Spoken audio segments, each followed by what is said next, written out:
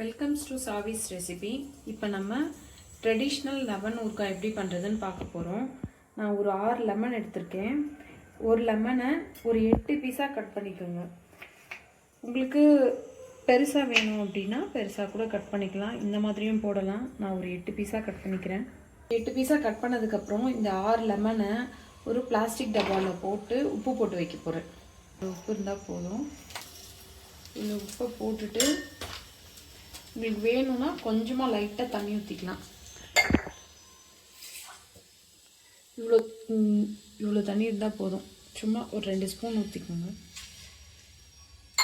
ஊற்றிட்டு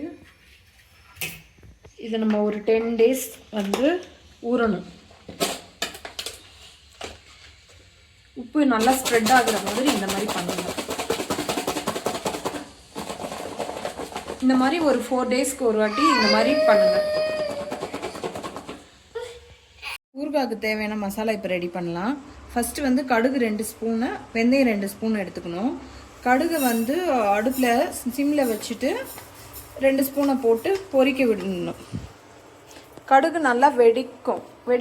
வெடித்து வந்ததும் அதை எடுத்துடணும். கடுகு வெடித்து வந்துருச்சு. வெடித்து வந்த உடனே இதை தனியாக எடுத்து வச்சுக்கோங்க.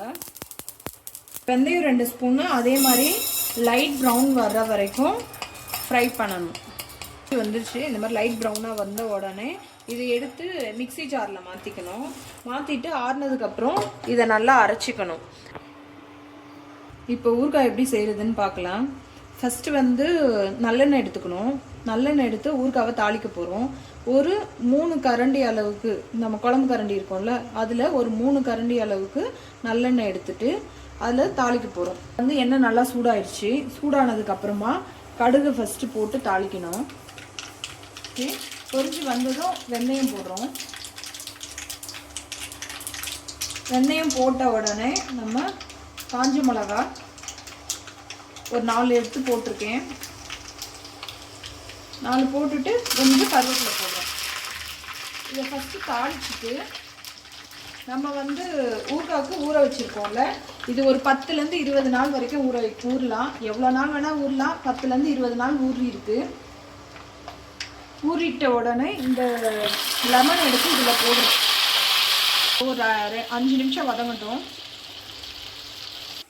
இப்போ 5 minutes ஆயிடுச்சு. ஊறுகாய் பாருங்கள் நல்லா மெதுன்னு ஆயிடுச்சு.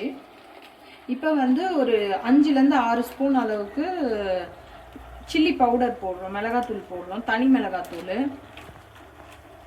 அதை போட்டுட்டு நல்லா மிக்ஸ் பண்ணி விட்டுக்கோங்க. இது ஒரு கொதி வந்தால் போதும். இது நல்லா மிக்ஸ் ஆகிடும். இப்போது இது நல்லா ஒரு கொதி வந்துருச்சு. ஒரு கொதி வந்த உடனே நம்ம அரைச்சி வச்சுருந்த கடுகு வெந்தயம் இதை நம்ம இதில் போட்டு மிக்ஸ் பண்ண போகிறோம். இந்த அளவுக்கு ஃபைன் பவுடராக இருக்கணும். இது போட்டு லைட்டாக மிக்ஸ் பண்ணிங்கன்னா நல்லா வாசனையாக இருக்கும். இந்த அளவுக்கு மிக்ஸ் பண்ணால் போதும். ஊறுகாய் ரெடி ஆயிடுச்சு. நீங்கள் சாப்பிட்டு பாருங்கள், நல்லா சுவையாக இருக்கும். தயிர் சாதம், லெமன் ரைஸ் இந்த மாதிரி வச்சு சாப்பிட்டு பாருங்கள், நல்லாயிருக்கும்.